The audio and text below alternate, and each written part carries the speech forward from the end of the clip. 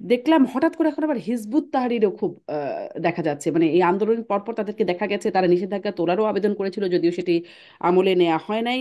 প্রকাশ্যে তারা মিছিল করছে, মার্চ ফর খিলাফত কর্মসূচি ঘোষণা করছে। এর আগেও আমরা অগাস্টেও বন্যার পরবর্তী তারা তারা একদম প্রকাশ্য কর্মসূচি করেছে। শেখ রবিউল আলম, হিজবুত তাহরিরও এখন এত মাথাচাড়া ওঠার বা প্রকাশ্যে আসবার মতো অবস্থান তৈরি হচ্ছে কেন? উম, না, তারাও মনে করছে যে সব রাজনৈতিক দল যেভাবে রাজনৈতিক চর্চা অবাধে করতে পারছে, এই সুযোগে তারা তাদের আদর্শ যেটা আছে সেটা নিয়েও হয়তো এই এই এই এই সুযোগে তারা তাদের বক্তব্য নিয়ে তাদের রাজনৈতিক দর্শন নিয়ে জনগণের কাছে অবাধে যেতে পারবে বোধহয় এই ধরনের একটা পরিবেশ আছে তারা মনে করেছে। তবে হিজবুত তাহরির যেহেতু একটা নিষিদ্ধ সংগঠন, নিশ্চয়ই সরকারের এবং এবং আমাদের যারা অধিকার সচেতন গোষ্ঠী, রাজনৈতিক বলেন সামাজিক বলেন, তাদের সবাই একটা নিষিদ্ধ গোষ্ঠী রাজনীতি করতে পারবে সে বিষয়ে নিশ্চয়ই কেউ মানে সমর্থন জানাবে না। কারণ রাজনৈতিকভাবে নিষিদ্ধ কোনো গোষ্ঠীর রাজনীতি করার সুযোগ নেই এবং প্রকাশ্যে জনহিতকর অথবা ধরেন জনগণের সামনে এসে তাদের উপস্থিতি জানান দেওয়ার সুযোগ নেই। নিশ্চয়ই সরকার সে ব্যাপারে আমার মনে হয় যে দৃঢ়, এবং তাদের পদক্ষেপগুলি আমার কাছে মনে হয়েছে যে তারা এ ব্যাপারে কোনো ছাড় হিজবুল তাহেরি বা অন্যান্য অরাজনৈতিক সংগঠন অথবা নিষিদ্ধ সংগঠন করতে পারবে বলে আমার কাছে মনে হয়নি। সরকারের সেই ব্যাপারে অবস্থানটা স্পষ্ট মনে হয়েছে। আর সুযোগ কেন পাচ্ছে সেটা আপনি বুঝতেই পাচ্ছেন। তারা অন্যান্য রাজনৈতিক দল যেহেতু অবাধে রাজনীতি করতে পারছে, তারাও মনে করছে যে এই সুযোগে সবার কাতারে তারা সামিল হয়ে সম অধিকার নিয়ে হয়তো তাদের আদর্শ প্রচার করতে পারবে, প্রতিষ্ঠিত করতে পারবে। আমি একটা জায়গায় সমালোচকের চোখের সাথে একমত যে আমিও কিন্তু সরকারকে এই মুহূর্তে ব্যর্থ বলতে নারাজ। কারণ একটা অভ্যুত্থান পরবর্তী সরকারের কিছু সীমাবদ্ধতা থাকে, প্রশাসন কাঠামো ভেঙে পড়েছিল এবং ফ্যাসিবাদীদের অবাধ কর্তৃত্ব এখনো আছে। সেই জায়গায় নতুন করে রাষ্ট্রকে ফাংশন করানোটা কিছুটা ডিফিকাল্ট। সরকার সেই ডিফিকাল্টিস গুলি ধাপে ধাপে আমার মনে হয় যে বেরিয়ে আসতে সক্ষম হবে সেই পরিস্থিতির থেকে। আরেকটা কথা বলা দরকার, আমি বলিনি ছাত্র জনতার অভ্যুত্থান, আমি বলেছি যে অভ্যুত্থানটা হয়েছে সেটা ছাত্র জনতায় একক কর্তৃত্ব বা কৃতিত্ব নিয়ে তারা রাজনীতিতে এবং রাষ্ট্র ব্যবস্থাপনায় একটা কর্তৃত্ব প্রতিষ্ঠার মানসিকতা আছে, সেইটা বলেছি। আর যে গণ অভ্যুত্থানটা হয়েছে সব শ্রেণী পেশার মানুষের গণ অভ্যুত্থান, ছাত্র জনতার গণ অভ্যুত্থান এবং ফ্যাসিবাদী বিরোধী সব রাজনৈতিক শক্তির গণ অভ্যুত্থান। এটা আমি বলবো অল অফ পিপল তারা এটা করেছে। নিশ্চয়ই ছাত্ররা একটা গুরুত্বপূর্ণ ভূমিকা রেখেছে, অগ্রণী ভূমিকা রেখেছে। একটা গণ অভ্যুত্থান অনিবার্য করার ক্ষেত্রে রাজনৈতিক দলগুলির 17 বছরের আন্দোলন আছে, সংগ্রাম আছে, এবং আমরা 17 বছর ধরে ক্রমাগত গড়ে করেছি এবং শেষ মুহূর্ত পর্যন্ত ক্রমাগত ভাবে করেছি। জাতি জীবন দিয়েছে এবং সেখানে জীবন দেওয়ার সিংহভাগ দেখবেন যে আমাদের রাজনৈতিক দলের আছে, অঙ্গ সংগঠনগুলির আছে। গ্রেপ্তার যদি আপনি বলে থাকেন যারা গ্রেপ্তার হয়েছে তার 80% আমাদের দলের শীর্ষ নেতার থেকে নেতা কর্মী শুভানুধ্যায়ী সবাই গ্রেপ্তার হয়েছে, মাঠ পর্যায়ে নেতারা গ্রেপ্তার হয়েছে। আহত যারা হয়েছে তারও দেখবেন 70%-এর উপরে বাংলাদেশের জাতীয়তাবাদী দল এবং তার অঙ্গ সংগঠনের নেতা কর্মীরা আছে। আমি বলতে চাই যে ফ্যাসিবাদী বিরোধী আমরা একটা জাতীয় ঐক্য মত হয়েছিল যে কোনো মূল্যে ফ্যাসিবাদের মানে পতন, সেটা আমরা সফলতার সাথে করেছি। এখন বাংলাদেশ নতুন ভাবে কিন্তু হলো বিনির্মাণ কোথায়, করবার ফ্যাসিবাদের ক্ষেত্রে পতনটা রাজনৈতিক হলো দলের কোথায়? কারণ অঙ্গীকার সেই আছে। ব্যক্তিগুলো রিপ্লেস করে যদি কাঠামোতে অন্য কেউ বসে যায়, তাহলে আসলে ফ্যাসিবাদের পতন হলো কোথায়? আওয়ামী লীগের হয়তো পতন হয়েছে। না, আমি আমি আমি বলছি আপনি ব্যক্তিগুলি তো ব্যক্তিগুলি রাষ্ট্রটাকে আওয়ামী লীগ তার আদর্শে বিশ্বাস করে বা তার সুবিধাভোগী ব্যক্তিদের বসিয়ে রাজনৈতিক নিয়ন্ত্রণ নিয়েছে। কিন্তু একটা রাষ্ট্রে তার সাংবিধানিক প্রতিষ্ঠান বলেন, রাষ্ট্রের 3টি বিভাগ বলেন, সংবিধিবদ্ধ প্রতিষ্ঠান বলেন, আইন শৃঙ্খলা রক্ষাকাহিনী যে সমস্ত বিভাগ আছে, সিভিল প্রশাসন বলেন, সেটাকে স্বতন্ত্র এবং নিরপেক্ষভাবে ফাংশন করানোর জন্য শুধু সরে গিয়ে আরেকজন বসলেই যে কোনো দলের পারপাস সার্ভ করবে আমি তা মনে করি না। যদি সরকার চায় যে তাদেরকে নিরপেক্ষভাবে ফাংশন করাবে, যেহেতু অন্তর্বর্তীকালীন সরকারের কোনো রাজনৈতিক এজেন্ডা থাকুক মানুষ বিশ্বাস করে না, আছে বলেও আমরা এখনো মনে করি না, হুম। নিশ্চয়ই প্রশাসন স্বতন্ত্রভাবে ফাংশন করবে। এটাই ন্যায্য, এটাই সঠিক এবং সেটা করা সম্ভব। আচ্ছা, এখন ধরেন কোন ব্যক্তি যদি নিরপেক্ষ থাকে, তার ভিতরে যদি কোনো রাজনৈতিক দলের প্রতি বিশেষ দুর্বলতা থাকে, তো তার ফাংশনটা যদি নিরপেক্ষ হয়, তাহলে আমার মনে হয় যে অন্তর্বর্তীকালীন সরকার বা সংকটকালীন সময় সেটিই যথেষ্ট। তারপর নির্বাচিতভাবে একটা রাজনৈতিক দল আসলে সে যদি তার পছন্দের ব্যক্তিকে বসিয়ে আবার এই সাংবিধানিক প্রতিষ্ঠান বা আইন শৃঙ্খলা রক্ষাকারী বাহিনীর কি পয়েন্টগুলিতে রেখে যদি রাজনৈতিক স্বার্থ হাসিল করতে চায়, তার বিরুদ্ধে মানুষ রুখে দাঁড়াবে, তাকে বর্জন করবে অথবা প্রতিবাদ প্রতিরোধ করে তারও পতন হতে হবে। শুরুটা তো করতে হবে। তো আমার কাছে মনে হয়েছে, বা আমার কাছে এখনো মনে হয় সরকার সঠিক পথে এগোচ্ছে, তবে গতিটা একটু স্লো। সরকারের আরো দ্রুত অগ্রাধিকারগুলি চিহ্নিত করে যদি সে সমাধানের পথে নিরপেক্ষভাবে অগ্রসর হয়, নিশ্চয়ই রাজনৈতিক দলের সমর্থন আছে, সব শ্রেণী পেশার মানুষের সমর্থন আছে, সফল হবেই। জি, আমি একটু এই প্রসঙ্গে আরেকটু আলাউদ্দিন মোহাম্মদ আপনার কাছ থেকে এটা জানতে চাই যে সরকারের সেই আন্দোলনের সময় এই গোষ্ঠীগুলো ভূমিকা রেখেছে, এই জন্যই কি তাদের প্রতি একটা ছাড় দেওয়ার মানসিকতা, বা যেটি জনাব রবি একটু আগে বলছিলেন যে যারা যারা আসলে আপনারা যারা লিড করেছেন তারা কোথাও গেলে একটা, আপনি সেটারও একটা ব্যাখ্যা দিচ্ছিলেন, কিন্তু এরকমটা অনেকেই বলছে যারা বিশেষ করে উম, এই তৌহিদি জনতা, তারা আসলে আন্দোলনের সময় তাদের একটা ভূমিকা হয়তো ছিল যার কারণে তাদেরকে ছাড় দেওয়ার মানসিকতা। এটি কি আসলে একটা বাস্তবতা? অনেকেই আসলে আমি কমেন্টস বক্সে অনেকে এরকমটা মন্তব্য করেন। না, আমি মনে করি যে এখানে সরকার থেকে ছাড় দেওয়ার কোনো মানসিকতা নেই। মানসিকতা যেটা আছে সেটা হলো যে, আবারও বলছি, যারা আসলে আইন শৃঙ্খলা রক্ষার দায়িত্বে আছেন, গ্রাউন্ড ফোর্স আছেন, প্রথমত আমরা দেখেছি যে আইজিপি সাহেব পরশুদিন বললেন যে পুলিশের উপরে প্রায় 200-র উপরে হামলার ঘটনা ঘটেছে যখন আসামি হুম। ধরতে গিয়েছেন। তো এখানে পুলিশ কিন্তু একটা জায়গায় এখনো আস্থায় আসতে পারেনি, এটা বাস্তবতা। পুলিশকে আস্থায় আনা, যদি আস্থা আনা যেত আরো আগেই, তখন হয়তো বা এই বিষয়টা আমরা আরো দ্রুত নিষ্পত্তি করা যেত। এখন আরেকটা বিষয় আছে, আমরা দেখবো যে মূলত যে প্রতিষ্ঠানগুলো নিয়োগ, যে বিষয়টা, অন্তর্বর্তীকালীন সরকার তো আছেন, ইভেন ছাত্ররাও রাস্তায় আছেন, জাতীয় নাগরিক পার্টিও আছেন, কিন্তু আমাদের তো প্রশাসনের ভিতরে এমন কোনো লয়াল গ্রুপ নেই যেটা বিগত সরকারগুলোতে যারা বড় রাজনৈতিক দলগুলোর আছেন তাদের কিন্তু সুস্পষ্টভাবে সেখানে আপনার বিভিন্ন গ্রুপ আছে, যারা বিসিএস অ্যাডমিনিস্ট্রেশন বলেন, শিক্ষা ক্যাডার বলেন, তাদের আলাদা আলাদা অ্যাসোসিয়েশন আছে, যে বিভিন্ন ইয়াতে বিভিন্ন বিশ্ববিদ্যালয়ের শিক্ষকদের ক্ষেত্রে তাই আছে।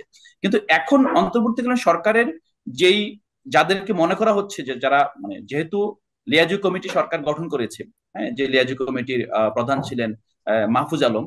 তো এই লিয়াজু কমিটি সরকার গঠনের পর থেকে একটা স্বাভাবিকভাবেই একটা প্রত্যাশা তৈরি হয়েছে, ইভেন জনগণও দেখে নিয়েছে, সরকার তো গঠন করেছে মূলত ছাত্ররা। কিন্তু ছাত্ররা সরকার গঠনের পর ধীরে ধীরে কিন্তু আমরা দেখেছি সরকার থেকে ছাত্ররা মানে আলাদা হয়ে গিয়েছে। এবং ছাত্ররা যখনই কোনো মেজর চেঞ্জ, যে জিনিসটা আপনি বলছিলেন, রবি ভাইকে প্রশ্ন করেছিলেন, যে ফেসিবাদী ব্যবস্থা, আসলে আসলে আমরা তো ব্যক্তির পতন না, মূলত আপনি যদি 3 আগস্ট আবার ফিরে যান, সেক্ষেত্রে সুস্পষ্টভাবে বলা হয়েছিল যে এখানে শেখ হাসিনার উৎখাত, ফেসিবাদী ব্যবস্থার বিলোপ এবং নতুন রাজনৈতিক বন্দোবস্ত, যে সেটেলমেন্টে আসলে গণতান্ত্রিক রাষ্ট্র রাষ্ট্র গণতান্ত্রিক ভাবে রূপান্তরিত হবে, সেই দাবিটা কিন্তু ছিল। তো সেটার পক্ষে আমরা কিন্তু প্রথমে যেটা দেখেছি যে বাধা হয়ে দাঁড়িয়েছিল, আপনার নিশ্চয়ই মনে আছে যে আমাদের রাষ্ট্রপতি একসময় মন্তব্য করেছেন যে আপনার শেখ হাসিনা পদত্যাগ পত্র তার কাছে নেই, এরকম একটা বিতর্ক উস্কে দিয়েছিলেন। এর প্রেক্ষিতে কিন্তু ছাত্ররা তখন বুঝে গিয়েছে যে এখানে আসলে অভ্যুত্থান ঘটেছে, কিন্তু অভ্যুত্থানের যে পক্ষের শক্তি, এটা আসলে ওই ওই জয় হয় নাই। তখন কিন্তু তার রাস্তায় নেমে এসেছে, না, এই রাষ্ট্রপতিকে রাখা যাবে না। তখন সাংবিধানিক শূন্যতার দোহাই দিয়ে, সাংবিধানিক ধারাবাহিকতা রক্ষার নামে কিন্তু মেজর যে রাজনৈতিক দলগুলো আছে তারা এটা এখানে বাদ সাধেছে। এবং ছাত্ররা তাদের সরকার বসিয়েছে, কিন্তু তারা কিন্তু সেই দাবি কিন্তু বাস্তবায়ন করতে পারেনি। পরবর্তীতে জুলাই প্রোক্লেমেশন অথবা গণ অভ্যুত্থানের যে একটা দালিলিক একটা আপনার ঘোষণাপত্র থাকা প্রয়োজন সবাই মনে করে, গণ অভ্যুত্থান কোন প্রেক্ষাপটে হয়েছিল, গণ অভ্যুত্থানের আকাঙ্ক্ষাটা কি, এই শহীদদেরকে আমরা কিভাবে স্মরণ রাখবো ভবিষ্যতে, এবং আগামী রাষ্ট্র কিভাবে ফেসিবাদ থেকে গণতন্ত্রের দিকে উত্তরণ ঘটবে, সেই প্রেক্ষাপটে যে মানে জুলাই প্রোক্লেমেশন ঘোষণা, আমরা দেখেছি যে প্রোক্লেমেশন ঘোষণাটা সামহাও অন্যান্য রাজনৈতিক দলগুলো প্রধান উপদেষ্টাকে বলে যে তারাও এখানে অংশগ্রহণ করবে এবং রাষ্ট্রীয়ভাবে ঘোষণাটা আসবে। পরবর্তীতে আমরা দেখেছি 3 মাস পার হয়ে গিয়েছে, এই ঘোষণা কিন্তু আর আসলো না, বরং যেটা দেখা গেল যে এখন সরকার আরেকটা জায়গায় গিয়েছে, যে সবগুলো রাজনৈতিক দলের কাছে 6টা যে সংস্কার কমিশন সংস্কার প্রস্তাব দিয়েছে, সেই সংস্কার প্রস্তাবগুলো পাঠানো হবে, তারা যে বিষয়গুলোতে ঐক্যমত্য পোষণ করবেন সেগুলো নিয়ে একটা জাতীয় ঐক্যমত্যের সনদ, জুলাই চার্টার বা জুলাই সনদ ঘোষণা করা হবে। আমরা কিন্তু খুব মানে আগ্রহ সহকারে প্রতিটা দাবি, যেমন আমরা গণপরিষদ নির্বাচনের দাবি কিন্তু জি, আজকে করিনি, আমরা তাহলে গণপরিষদ একটা নির্বাচন জিনিস একটু স্পষ্ট হই, জুলাই চার্টার আর জুলাই ঘোষণাপত্র এক নয়।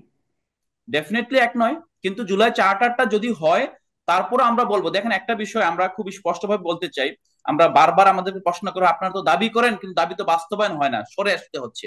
কিন্তু হুম। আমরা একটা বিষয় বারবার মনে করে দিতে চাই, আমরা ব্যবস্থার পরিবর্তন চেয়েছি, কেবল ব্যক্তির পরিবর্তন না। কারণ ব্যবস্থার পরিবর্তন তো আমরা দেখতে পাচ্ছি না, যেহেতু দেখতে পাচ্ছি না, ব্যবস্থার পরিবর্তনের জন্য প্রথমে যে জিনিস দরকার ছিল, যেই সংবিধানের 153 অনুচ্ছেদের 62টা অনুচ্ছেদের পরিবর্তনের জন্য সংস্কার প্রস্তাব দিয়েছে বাংলাদেশের এই মুহূর্তে সবচেয়ে বড় রাজনৈতিক দলটি।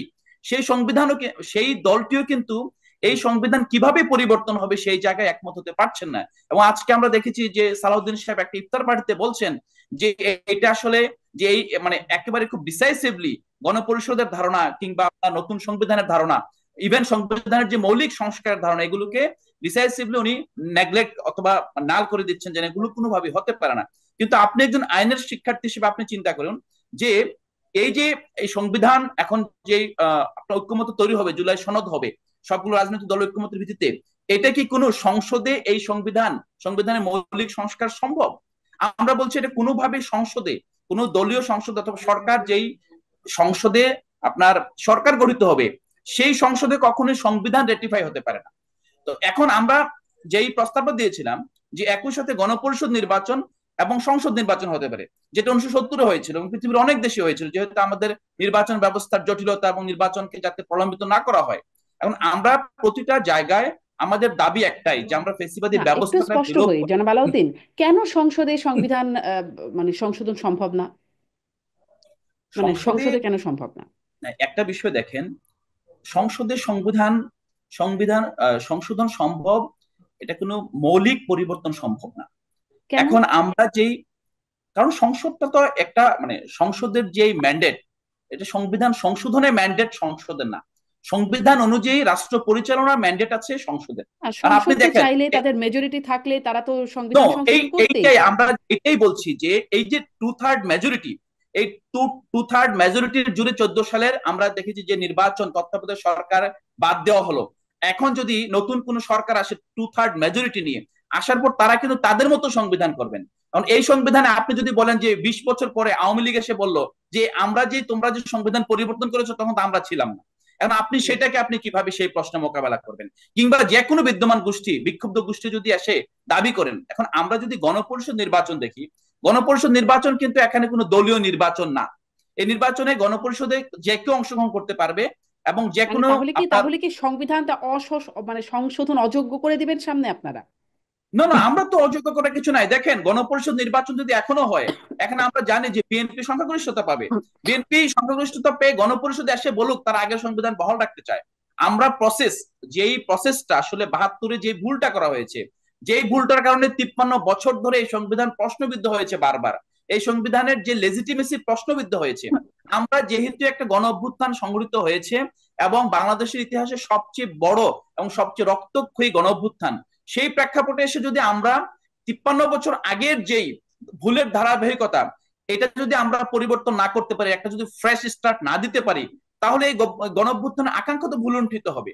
আমরা সেই জায়গা থেকে বলতে চাই যে আমরা একই ভুলে বারবার ঘুরপাক খেতে চাচ্ছি না, আমরা একটা ফ্রেশ স্টার্ট করতে চাই। এখন আপনারা যদি বলেন যে আগের সংবিধান ঠিক আছে, নিয়মতান্ত্রিক পদ্ধতির মাধ্যমে আসেন, আসার পর দেখেন কোনটা রাখা যায় কোনটা বাদ মানে দিতে হবে। বিতর্কটা কি মানে প্রশ্নটা হচ্ছে এখানে 70-এ গণপরিষদ নির্বাচন হলো, তারপরে তো সংবিধানের এই পরিণতি হলোই। মানে নির্বাচিত সংসদ এসে সংবিধান পরিবর্তন করতে পারে, এখন গণপরিষদ করলেন আপনারা, ধরুন হয়ে গেল সংবিধানের একটা সংশোধন, নির্বাচিত সরকার এসে পরিবর্তন করবে না, তার গ্যারান্টি কি? না, গণপরিষদে দেখেন একটা বিষয়, গণপরিষদ নির্বাচনে যেই সংবিধানটা আসবে, আমরা মনে করি এই সংবিধানটার গ্রহণযোগ্যতা এখন যে কাটাছাড়া সংবিধান আছে তার চেয়ে অনেক অনেক গুণ বেশি হবে। এবং আমরা ইতিহাসের একটা বড় যেই ভ্রান্তি, আপনি একটা বিষয় দেখেন, 1970 সালে নির্বাচিত হয়েছিল, দুইটা নির্বাচন হয়েছিল একই সাথে, প্রাদেশিক পরিষদের নির্বাচন এবং গণপরিষদ নির্বাচন।